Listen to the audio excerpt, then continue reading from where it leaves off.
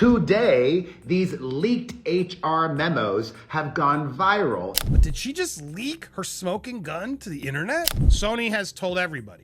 Blake Lively just leaked a Sony HR complaint against Justin Baldoni, desperately trying to shift the spotlight as her own reputation crumbles. Experts are already calling it suspicious because this complaint conveniently appeared right when the public turned against her. There were no HR complaints. Now, again, part of this seems like it's scripted from Blake's complaint originally. There was some sort of talk about that. With no way to fix the damage, stirring up a bigger scandal seems like her only move.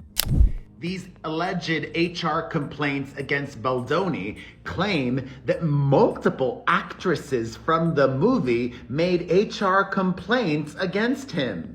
So it all started with a leaked document surfacing online, sending shockwaves through the ongoing legal battle between Blake Lively and Justin Baldoni. Supposedly an HR complaint, this document claims that multiple actresses, including Blake Lively and Jenny Slate, reported Baldoni for inappropriate behavior on set. This is not true. Use your brain. Use your brain. Use your brain.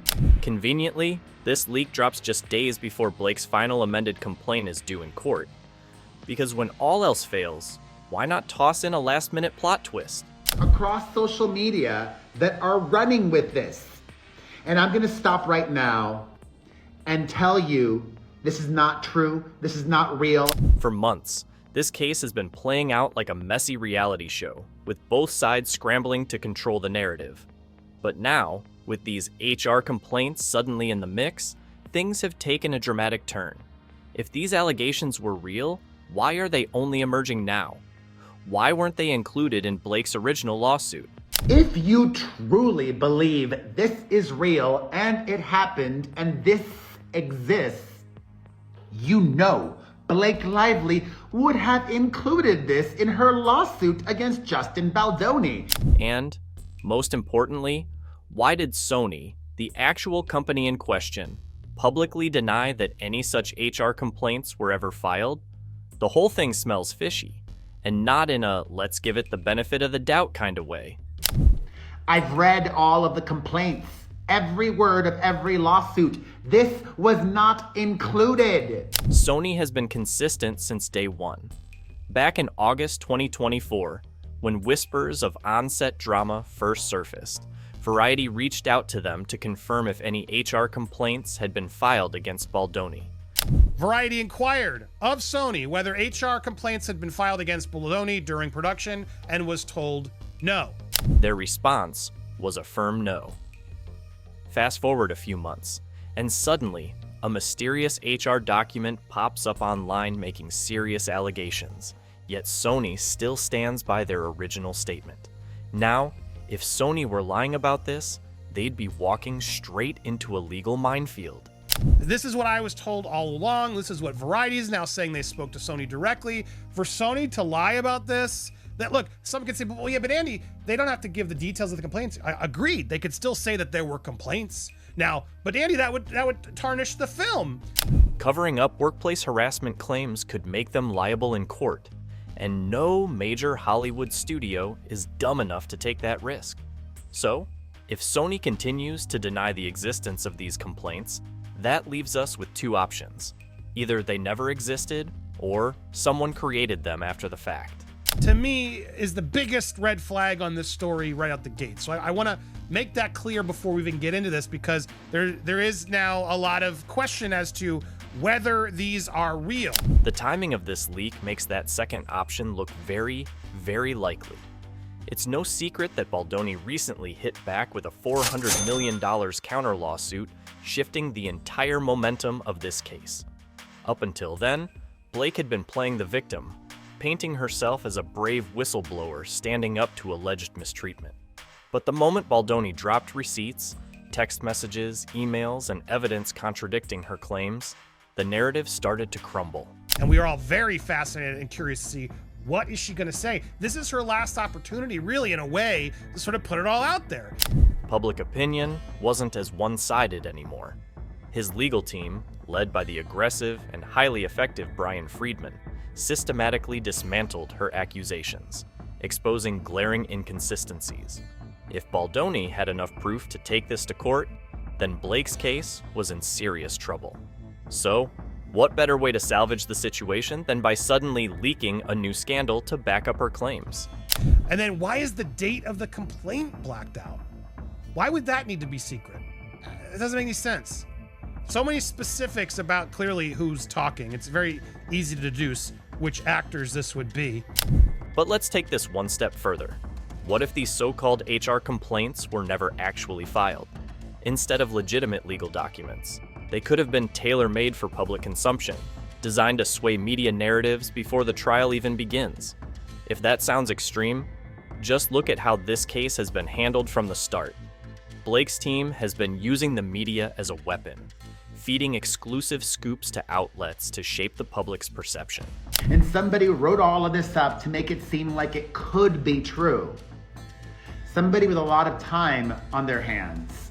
Or perhaps somebody working on a smear campaign against Justin Baldoni. She ran straight to the New York Times with her allegations, giving Baldoni just 12 hours to respond before they published a damning hit piece on him. By the time he could react, the damage was already done. But now, Baldoni is flipping the script, fighting back with his own receipts and using legal filings to present his side of the story. If Blake's team felt like they were losing control of the media circus, then dropping a conveniently timed HR complaint would be a textbook attempt to regain some ground. This is her last opportunity, really, in a way, to sort of put it all out there. She can't change the story too much than she already did, right? But now she can add and embellish and respond to Justin's sort of stuff to say, no, guys, you missed it. Here's the truth. Blake has everything to lose if this lawsuit doesn't go her way. Not only is she at risk of financial disaster, but her credibility in Hollywood could take a permanent hit.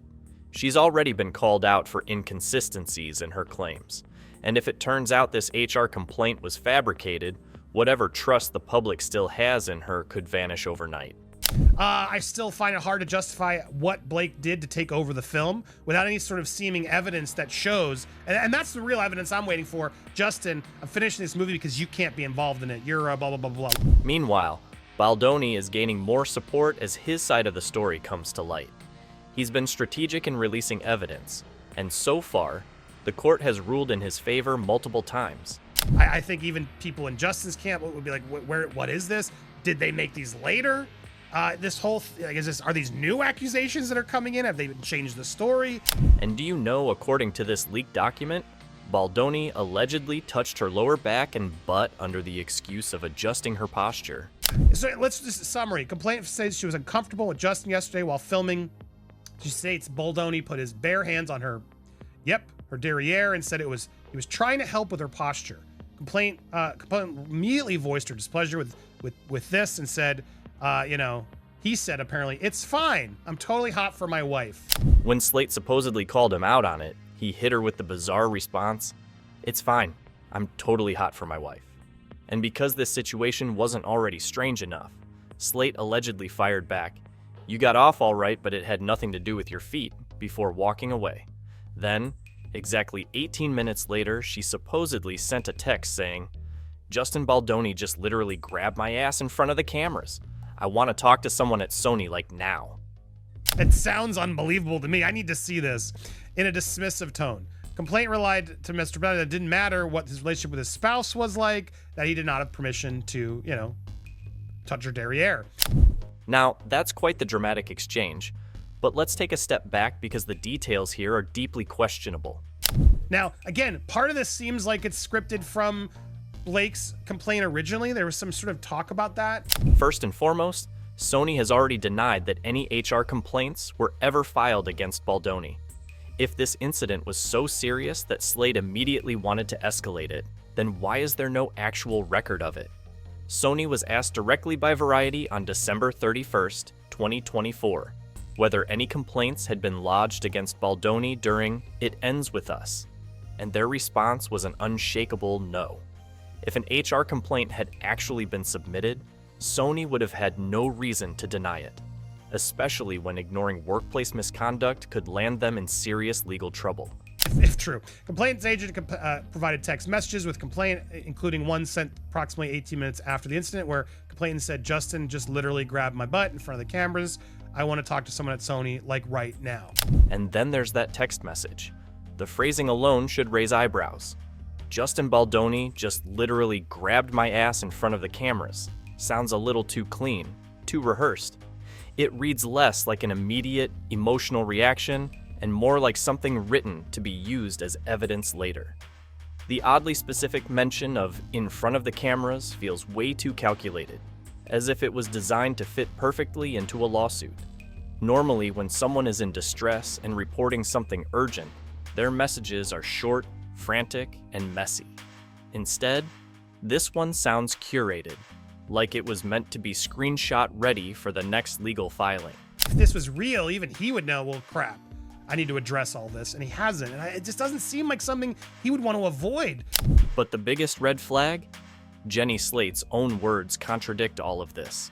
After filming Wrapped, she had nothing but glowing things to say about Baldoni, even publicly thanking him for making the set feel supportive and positive. He asked some inappropriate questions, which if he did do this, it's really not good. The reason this whole thing feels weird to me as well is because she left such positive emails and feedback to him after filming was done that it just doesn't make sense. If she was uncomfortable enough to want to report him, why didn't she distance herself sooner? Why didn't she at least hint at something being off before this lawsuit? And why, after the movie was done, would she go out of her way to praise him? These inconsistencies make it extremely difficult to believe that this HR complaint is anything more than a strategic move. If he really did all this, and this is caught, Justin, man, this isn't good. You're gonna have to own this, and then you've lied to us, and that's gonna be really problematic for me. So look, I need to see the so-called proof of all this. I need to confirm that these are actual complaints are real from these actors. And just when you think it couldn't get more chaotic, the complaint throws in yet another bombshell that Baldoni supposedly admitted to having a pornography addiction and discussed non-consensual encounters inside Blake Lively's personal vehicle. Not only that, but this conversation was allegedly caught on dashcam video. Now, if that were true, it would be game over for Baldoni. But big problem, there's zero proof.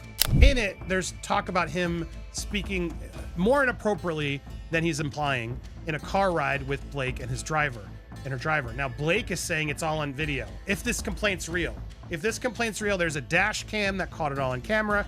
Let's just state the obvious. Where is the footage? If this dash cam video exists, why hasn't Blake Lively released it? We're not talking about some minor background detail here. This would be the most damning piece of evidence in the entire case. If there was an actual recording of Baldoni making these admissions, there wouldn't even be a debate. This case would already be over. Instead, we're left with vague allegations and no hard evidence. Why wouldn't we have seen this yet? What's going on? And maybe we will in the evidence that's coming. At this point, maybe she might say, gloves are off. Let's actually finally admit and show the truth. Even Hollywood gossip king Perez Hilton is calling this claim nonsense. On February 3rd, 2025, he addressed the alleged dashcam footage in a viral video, flat out saying that his sources confirm no such video exists. And say what you will about Perez, but the man has been covering celebrity scandals for decades. If he's outright dismissing it, that's not a great sign for Blake's case. But then she goes into the birthing video, the birthing scene, and how even in this it sort of says near nude. And then there is the controversy over Blake Lively's claims about her nude scene in It Ends With Us. At first, Lively filed a lawsuit alleging that she was forced to be nude during the film's birthing scene, which immediately sent her supporters into outrage mode. But then, Justin Baldoni shut that down fast, revealing in court documents that Lively was never actually nude on set. According to Baldoni, she was wearing a prosthetic belly with clothing underneath it, making the entire claim about forced nudity completely false. It's again, this whole question of what was she wearing during this pregnancy scene is going to be up for debate. And what Justin says, it's all on camera. At some point, we may need to see that, or at least the jury's going to have to see it. And then there's the leaked HR complaint, which tries to throw in another layer to the story by claiming that during the birthing scene, Lively asked for a blanket and was ignored. Now, if this was actually true, it would suggest her discomfort was well known on set and production straight up refused to accommodate her. But let's be real here. If this was such a serious issue, why didn't she raise it during filming? And then, as she's uncomfortable and in tears asking for help, which seems so hard to believe that Blake Lively would let herself be up there and no one's helping her have something to cover in between scenes, it just feels strange. This is Blake Lively we're talking about, an A-lister with decades in the industry. Actors at her level have contracts that specify every single detail about nudity, partial nudity, and on-set conditions. If she felt exposed, she could have easily demanded changes before the scene was even filmed. And then she never mentioned it to him in any other texts or any other moments. All of this, I gotta be honest, as I read it and gone through it and looked at it with an open mind, because I have said, I've been waiting for something to sort of seemingly justify why Blake and Ryan would do this. And here's another problem. Where is everyone else? If Lively was so publicly uncomfortable and ignored on set, why hasn't a single cast or crew member backed her up? In an industry where people love to leak behind-the-scenes drama, not one person has stepped forward to validate this claim. If something this blatant happened, someone would have noticed. But so far, it's just silence. And that silence is louder than anything Lively has put in her lawsuit. Justin, you're gonna have some explaining to do. Now, I just don't buy it. I'm not buying it right now. And for everybody who's saying to me, now you don't have to keep saying to me, we've addressed it. I don't know what's real here. Then, we get to the next big accusation in this HR complaint, the one involving Isabella Ferreira, another actress from It Ends With Us, who allegedly had an uncomfortable experience with Baldoni on set. According to the complaint, Baldoni requested to speak with her privately, which was somehow concerning enough to be included in this document. In it, there's talk about him speaking more inappropriately than he's implying in a car ride with Blake and her driver. Now, Blake is saying it's all on video. But here's where it falls apart. Ferreira literally thanked Baldoni for creating a positive work environment after filming Wrapped. Not once, but multiple times. If she had any issues with him during production, why would she voluntarily go out of her way to publicly praise him? Justin Baldoni, wanting to talk to her privately. This is the same actress who Baldoni included in his lawsuit receipts of her thanking him for such a positive experience on set. And then we get to the most absurd part of this entire complaint. The claim that Baldoni breathed so closely to Ferreira that her makeup vaporized off. Let's just sit with that for a second. How in the world does someone's breath remove professionally applied makeup? This isn't a sci-fi movie. Unless Baldoni is walking around with the lung capacity of a leaf blower, this claim is downright laughable. Why'd she thank him for such a positive work environment then, after this allegedly happened? Because this didn't happen! Actors work in extremely close proximity all the time for emotional or intimate scenes. And yet somehow, in this one case, Baldoni's breath allegedly had the power to dissolve makeup? Right now, this HR complaint feels way too convenient. If Baldoni was truly engaging in inappropriate behavior, there would be more than just a single, vague complaint that magically appears at the perfect moment.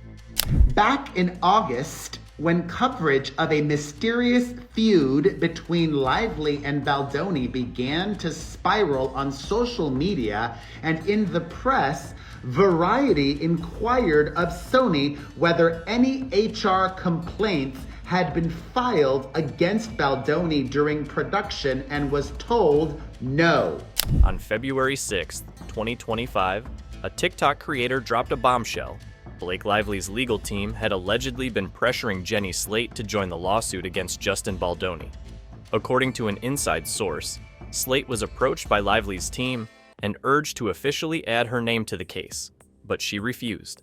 Despite her previous public support for Blake, she wanted nothing to do with the legal battle. But walking away wasn't that easy, because now, according to the same source, Blake's team is considering subpoenaing her instead. Additionally, if these HR complaints were real, SAG, the Screen Actors Guild, would be aware. And just when things couldn't get any shadier, The TikTok video exposing this information mysteriously disappeared. Allegedly, Blake's team threatened legal action, forcing the creator to take it down. It's a classic Hollywood damage control move. Suppress independent voices while publicly claiming to be the victim of a smear campaign. But if there was nothing to hide, then why was the video silenced in the first place? Why not let people see the information and judge for themselves? If this is true, there's no need to redact that. Hey, listen, it's possible these complaints were filed retroactively after production. The attempt to scrub the video didn't go unnoticed. The creator fought back and eventually got the video reinstated, citing free speech rights and the fact that the information was based on a credible inside source. But this whole fiasco only reinforced what many were already starting to suspect. Blake's legal team isn't just fighting Baldoni in court, they're also trying to control the public narrative. If their case was strong, why would they need to silence critics instead of presenting solid evidence? These alleged HR complaints against Baldoni claim that multiple actresses from the movie made HR complaints against him. For example, this one, which is alleged to be a complaint that actress Jenny Slate made against Baldoni. Then there's Jenny Slate's own behavior throughout this whole mess. The second Blake filed her lawsuit, Slate immediately sided with her, calling her a loyal friend and condemning Baldoni. At the time, it seemed like a simple show of support. But now, it looks a lot more like emotional manipulation. Blake has a well-documented pattern of surrounding herself with loyal allies, making them feel special, and then using them to isolate and attack her perceived enemies. Allegedly, Mr. Baldoni put his bare hands on her butt and said he was trying to help with her posture. And now that we know Blake's legal team was actively pressuring Slate to take legal action, it raises a whole new question. Was Slate's support even real? Or was she just another person roped into Blake's battle by emotional or professional coercion? This theory becomes even more convincing when you consider what allegedly happened with Hoover. Sources claim that Blake may have offered her a deal. Support me, and you'll get a shot at regaining creative control over the sequel to It Ends With Us. There have been creators across social media that are running with this. And I'm gonna stop right now and tell you this is not true, this is not real. The rights to the sequel had already been locked down by Baldoni's production company, Wayfarer Studios. But if Blake managed to push him out, Hoover could potentially reclaim those rights. If this was the case, Hoover's sudden betrayal of Baldoni wouldn't have been personal. It would have been purely strategic. And the manipulation doesn't stop there. Blake and Ryan have allegedly been using their Hollywood influence to control careers, reward loyalty, and shut out anyone who doesn't play along. Reports suggest they've actively helped actors and industry insiders secure top-tier opportunities, but only if they fall in line. Do you really think somebody would say that on a film set, surrounded by so many people? Also, if you use your brain, my brain is exploding right now. One of the most glaring examples, Brandon Sklenar, one of the actors in It Ends With Us. Right as the legal battle between Blake and Baldoni started heating up, Sklenar was suddenly signed by WME, one of Hollywood's most powerful talent agencies. Now, was this just a coincidence? Or was this Blake and Ryan pulling strings behind the scenes to ensure his loyalty? The timing makes it look like more than just luck. That Colleen Hoover was similarly love-bombed by the couple. I think that's what they do. I think Brandon Sklenar, Colleen, Channing Tatum, Isabel Ferrer, everyone was love-bombed. They isolate the person they want to destroy. In this case, it was Justin Baldoni. And then there's Channing Tatum, who has been trying to revive his Gambit movie for years. Insiders claimed that Blake and Ryan allegedly dangled the promise of helping him bring Gambit back to life, but only if he sided with them. If true, that would mean they exploited Tatum's biggest career dream just to recruit him into their battle. And let's not forget the media connections. Blake and Ryan have carefully built a public image as Hollywood's golden couple, charming, funny, and completely untouchable. Because of this, mainstream media outlets tend to favor their side of the story. And of course, there is some dark irony here that Colleen Hoover wrote this book about abuse, but seemed unable to pick up the abuse that was happening right under her nose. This could explain why Baldoni's defense hasn't been getting equal coverage. It's not that he doesn't have proof, it's that Blake's team is making sure her version of events is the dominant one. She allowed Justin and his family to be put in that basement and seemed open to the prospect, as we showed in that old interview with her and Blake, of her getting her movie rights back. This entire case has gone beyond just Blake versus Baldoni. It's now exposing how Hollywood power plays work behind the scenes. This isn't just a lawsuit anymore, it's a battle for narrative control. And Blake and Ryan, with their influence, their connections, and their ability to manipulate careers and media coverage, are proving that in Hollywood, sometimes the truth is whatever the most powerful people say it is. But we know that during this time period, he signed with WME, the biggest agency in the world. And he's not that big of an actor, but that happened for him suddenly. Meanwhile, Friedman continues to dominate the courtroom battle, systematically dismantling every move Blake's team makes. From shutting down the gag order request to exposing inconsistencies in the HR complaint leak, Friedman has proven to be one step ahead at every turn. His aggressive approach is making it increasingly difficult for Blake's legal team to keep up, and they are quickly running out of strategies. But what happens next with this HR complaint is still up in the air, so subscribe to the channel to stay updated on every twist and turn.